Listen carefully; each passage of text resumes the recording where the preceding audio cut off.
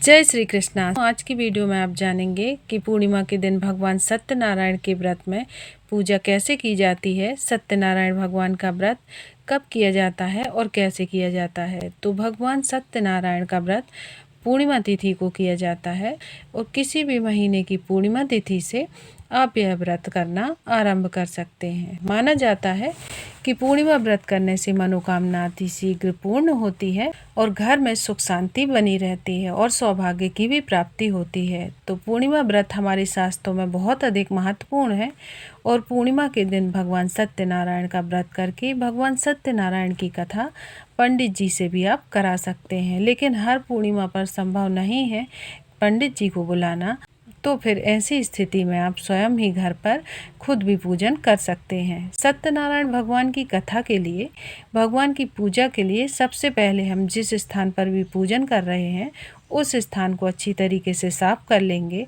इसके बाद उसका शुद्धिकरण करते हुए वहाँ पर एक चौकी लगा देंगे। चौकी के ऊपर हमें एक पीले रंग का वस्त्र बिछा लेना है और फिर उसके बाद थोड़ी से अक्षत का आसन देते हुए भगवान सत्यनारायण की फोटो या मूर्ति, आपके पास जो भी स्वरूप है, आप उन्हें विराजमान कर लीजिए। तो मेरे पास यहाँ पर भगवान विष्णु और माता लक्ष्मी की फ़ोटो है, तो मैं इन्हें चौकी में विराजमान कर लूँगी। अगर आप चाहें, अगर आपके पास फ़ोटो ना हो तो आप लड्डू गोपाल को विराजमान करके भी पूजन कर सकते हैं। इसके बाद में देखिए हमें कलश की स्थापना करनी होगी। तो भगवान सत्यनारायण के पूजन में कलश की स्थापना का विशेष महत्व होता है। तो देखिए आप भगवान के सीधे हाथ की तरफ कलश की स्थापना करनी चाहिए। इसके लिए आप तांबे का, पीतल का या फिर कोई भी मिट्टी का कलश जो भी आपके पास उपलब्ध हो आप उसे ले सकते हैं। फिर उसके बाद हमें कंठ तक उसके जल भर लेना है और ध्यान रहे कि इसमें हमें गंगा जल भी ज़रूर से मिला लेना है। इसके बाद में देखिए हम जो कलश हमने लिया है ना, उसमें हम मौली धागा बांध लेंगे, क्योंकि कलश के कंठ को कभी भी खाली नहीं छोड़ा जाता। तो आप मौली धागा ज़रूर से बांध लीजिए और यहाँ पर देखिए कलश के कंठ पर मौली बांध लीजिए। तो देखिए इस तरह से हमने कलश की स्थापना कर ली है और मौली बांधने के बाद अब हम एक हल्दी की गांठ डाल देंगे। और हल्दी, अगर आपके पास हल्दी की गांठ ना हो तो हल्दी पाउडर भी डाल सकते हैं। तो देखिए हो सके तो हल्दी वाली गांठ ही डालनी चाहिए। और इसके बाद में थोड़ी से हम पुष्प डाल देंगे। इसके बाद में हम एक सिक्का डाल देंगे, एक सुपारी डाल देंगे, थोड़ी सी दूर्वा डाल देंगे और इसके बाद में हम थोड़ी सी अक्षत डाल देंगे। और ध्यान रखिएगा कि अक्षत टूटे हुए नहीं होना चाहिए, साबुत चावल लेने हैं हमें। तो इस तरीके से हमने कलश तैयार कर लिया है। अब इस तरह से देखिए कि भगवान जी के सीधे हाथ की तरफ थोड़े से अक्षत का आसन देते हुए उसके ऊपर हमें कलश रख देना है। अब देखिए अगर आप चाहें तो भगवान के सामने बिल्कुल कलश की स्थापना कर सकते हैं, नहीं तो फिर आप सीधे हाथ की तरफ कर सकते हैं। इसके बाद में देखिए हमें पंच पल्लव लगाने होंगे। तो कलश में यहाँ पर मैंने अशोक के पत्ते लिए हैं। आप चाहें तो अशोक के पत्ते ले सकते हैं या फिर आप चाहें तो आम के 5-7 पत्ते लेकर तिलक करके सजा दीजिए और फिर उसके बाद कलश के अंदर डाल दीजिए। अब इसके ऊपर हमें कोई प्लेट या ढक्कन रख देना है, उसमें हमें चावल भर लेना है जिसे पूर्ण पात्र बोला जाता है। इसके बाद देखिए चावल के पात्र को भरने के बाद इसके ऊपर हम नारियल रखेंगे। तो नारियल हमने जो लेना है वह पानी वाला नारियल होना चाहिए। नारियल के ऊपर देखिए अब हम मौली धागा लपेट लेंगे और नारियल का जो मुख है वह हम अपनी तरफ करते हुए कलश पर रख लेंगे। इस तरह से हमें कलश की स्थापना हमारी हो जाती है। तो कलश की स्थापना करने के बाद हम थोड़ी सी अक्षत रखेंगे और उस पर हम श्री गणेश भगवान की स्थापना कर देंगे। हमें यहाँ गणेश जी को विराजमान कर दिया है। तो देखिए इस तरह से हमारी जो पूजन की तैयारी है वह हो चुकी है। अब हमें पूजन प्रारंभ करनी है। तो पूर्णिमा पर जब भी आप सत्यनारायण भगवान की पूजन करें तो सबसे पहले आप शुद्धिकरण करें। जल छिड़कते हुए सभी का शुद्धिकरण कर लें, सबको स्नान भाव से स्नान करा दें। उसके बाद में हमें यहाँ पर देसी घी का दीपक प्रज्वलित कर लेना है। भगवान सत्यनारायण के सामने संकल्प करें, हे भगवान सत्यनारायण, हम आपका व्रत करना चाहते हैं और हमारी जो मनोकामना है उसे आप पूर्ण करें और व्रत पूर्ण होने पर हमारी सहायता करें। उसके बाद में देखिए सबसे पहले हमें वस्त्र रूपी कलावत समर्पित कर देना है। तो यहाँ पर हमने गणेश जी को कलावत समर्पित कर दिया है। उसके बाद में हम भगवान विष्णु को कलावत समर्पित कर देंगे, दीपक को कलावत समर्पित कर देंगे। सभी को कलावत समर्पित करने के बाद हम यहाँ पर सभी को चंदन रोली से तिलक कर लेंगे। तो देखिए कलश पे हमने पहले से ही स्वास्तिक बना लिया था, तो आप कलश पे स्वास्तिक ज़रूर से बना लें। आप चंदन से बना सकते हैं, रोली से बना सकते हैं, आप दोनों में से किसी से भी स्वास्तिक बना सकते हैं। पूर्णिमा के दिन सुबह सुबह स्नान करने के बाद भगवान सत्यनारायण की पूजा की जाती है और भगवान सत्यनारायण की कथा और पूजा अगर आप किसी कारणवश से सुबह नहीं कर पाते हैं तो आप शाम को भी सत्यनारायण भगवान की कथा व पूजन कर सकते हैं। पूर्णिमा के दिन घर के सभी सदस्य मिलकर भगवान सत्यनारायण का पूजन करें। खासकर पति पत्नी अगर साथ में मिलकर यह पूजन करते हैं और भगवान सत्यनारायण की कथा पढ़ते हैं तो उन्हें बहुत अधिक पुण्य फल की प्राप्ति होती है और उनका सौभाग्य भी बढ़ता है। तो देखिए भगवान सत्यनारायण व्रत में पूरा व्रत करने के बाद शाम को चंद्रमा को अर्घ्य देकर भोजन ग्रहण किया जाता है। पूजन में शुद्ध सात्विक चीजें ही समर्पित की जाती हैं। तो देखिए अब हम गणेश जी को जनेऊ समर्पित कर देंगे। जनेऊ अगर आपके पास नहीं है तो कच्चे सूत को 7 बार लपेट करके इसे भी आप जनेऊ के रूप में समर्पित कर सकते हैं। अब हम भोग अर्पित करेंगे। सत्यनारायण भगवान व्रत में आटे में मीठा मिलाकर, मिश्री मिलाकर या फिर चीनी मिलाकर पंजीरी का भोग बनाया जाता है और वह प्रसाद बनाया जाता है और इसी प्रसाद को भोग में लगाया जाता है।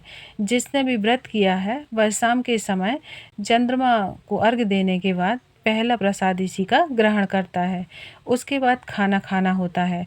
और देखिए अब यहाँ पर मैंने थोड़ा सा प्रसाद अलग से गणेश जी के लिए निकाल दिया है, क्योंकि गणेश जी के भोग में तुलसी दल नहीं डाली जाती, तो गणेश जी को अलग से भोग हम यहाँ पर समर्पित कर देंगे।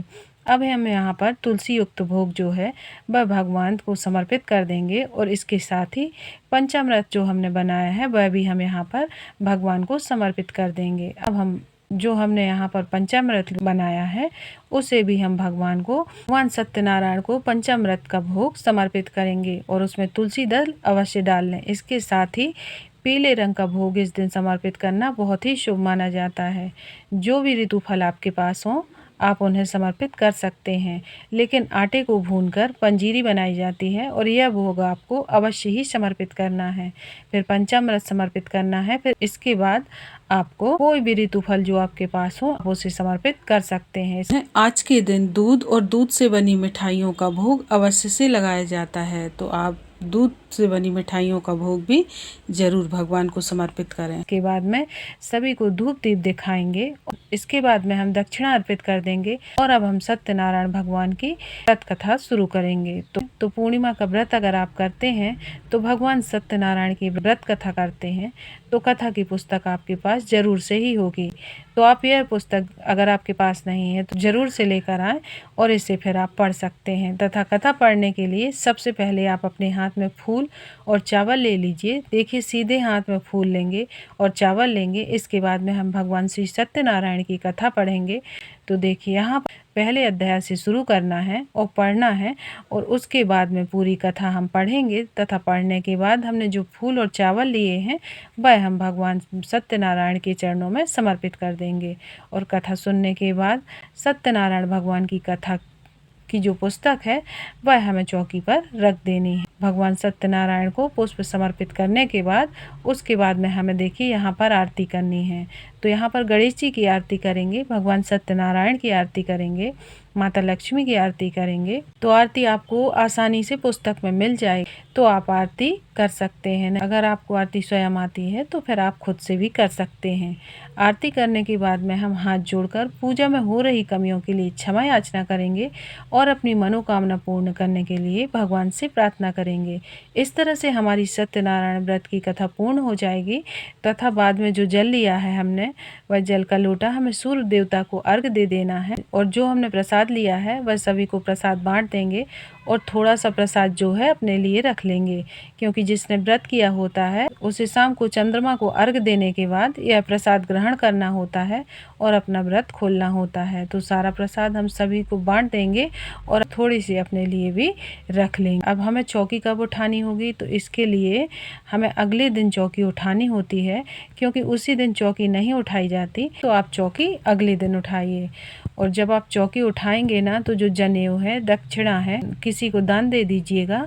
और जो भी कलश स्थापित आपने किया है वह सारा कलश का जो जल है वह तुलसी जी पर समर्पित कर दीजिएगा और तुलसी जी को सींच सकते हैं आप। और जो आपने नारियल रखा है वह नारियल आप फोड़ करके प्रसाद स्वरूप में बांटकर खा सकते हैं। महिलाएं नारियल नहीं फोड़ती तो आप किसी पुरुष की सहायता से फोड़वा सकते हैं और इसके बाद प्रसाद स्वरूप में आप इस नारियल को बांट दीजिए। आप किसी मंदिर में भी चढ़ा सकते हैं। इसके साथ ही देखिए जितने भी हमने फूल पत्ते चढ़ाए थे, पूजा में प्रयोग किया था, इन सभी को भी हमें गमले में डाल देना है, जिससे वह खाद बन जाएगी। इधर उधर पूजा की कोई भी सामग्री हमें नहीं डालनी चाहिए, क्योंकि इससे हमको अपराध लगता है।